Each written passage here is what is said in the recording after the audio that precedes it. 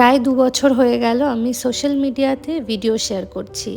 R through out this journey আমি একটা জিনিস খুব ভালো করে নোটিস করেছি যে কিছু শ্রেণীর মানুষ থাকে যাদের মধ্যে সবসময় একটা অ্যাটাকিং মাইন্ডসেট কিন্তু বিরাজ করে।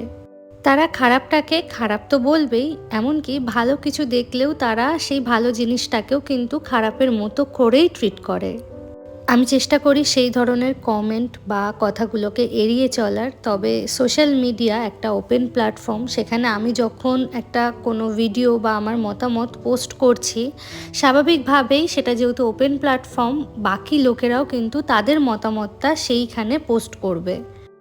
এটা খুবই স্বাভাবিক একটা ব্যাপার। এটাকে যত আমি নর্মালাইজ করে নিতে পারবো ততটা আমার জন্য ভালো। আর যদি আমি সেটাকে নর্মালভাবে না নিতে পারি, সেই ক্ষেত্রে আর অন্য কারোর কিচ্ছু হবে না, বিশ্বাস করুন। আমারই কিন্তু মেন্টাল ব্রেকডাউন হবে। খারাপ ভালো সবটা মিশিয়েই একটা মানুষ, সেরকমই ভালো মন্দ সবটা নিয়েই কিন্তু একটা সমাজ। সমাজে আজ খারাপ বা মন্দ জিনিসগুলো আছে বলেই কিন্তু আমরা ভালোর গুরুত্বটা তেমনভাবে বুঝতে পারি। আপনি চাইলেই সেই মন্দ জিনিসগুলোকে কিন্তু এড়িয়ে যেতে পারেন। সব জায়গাতেই একটা করে স্কিপ বাটন থাকে, সেটা সোশ্যাল মিডিয়া হোক বা আমাদের জীবন। আর আজকাল সোশ্যাল মিডিয়ার যুগে সবাই চায় একটু অ্যাটেনশন পেতে, সে ভালো কাজ করে হোক বা খারাপ কাজ করে হোক। কেউ কেউ তো খারাপ কাজের পাবলিসিটি করেও ভাইরাল হতে চায়। তবে বিশ্বাস করুন, কোনো খারাপ জিনিস না পাবলিসিটি করার দরকার হয় না, সেটা জনসমক্ষে এমনিই ছড়িয়ে যায়। যদি পাবলিসিটি করারই হয়, কোনো ভালো জিনিসের করুন, যেটা থেকে আমাদের সমাজের, আমাদের সোসাইটির ভালো হবে। তবে ভিডিওর শুরুতেই যে অ্যাটাকিং মনোভাবযুক্ত শ্রেণীর মানুষদের কথা বললাম, তারা কিন্তু ভালো জিনিস দেখলেও তাদের সেই অ্যাটাকিং মনোভাবটাকে কন্ট্রোল করতে পারে না। তাদের জন্যই কিন্তু এই সোশ্যাল মিডিয়া প্ল্যাটফর্মগুলোর নাম আরও বেশি করে খারাপ হয়।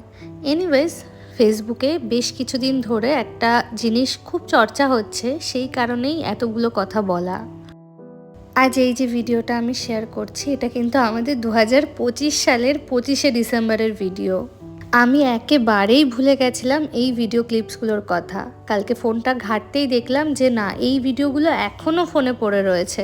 তারপর ভাবলাম শুধু শুধু ডিলিট করে দেব, না হয় একটা ছোট্ট ভিডিও বানিয়েই নিই।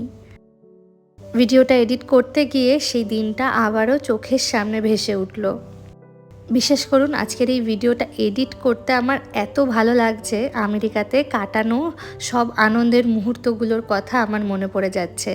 আজ আমি, পামেলা দি, সন্তুদা, অভিজিৎ 4 জনে মিলে বেরিয়েছি লেকলাইন মলটা ঘুরতে। এই লেকলাইন মলটা কিন্তু আমার মাসির বাড়ির খুব কাছে। মাসি বলতে কৃষ্ণা মাসির কথা বলছি। আমেরিকা থেকে ইন্ডিয়াতে আসার পর আমেরিকার অনেক কিছু তো আমি মিস করছি।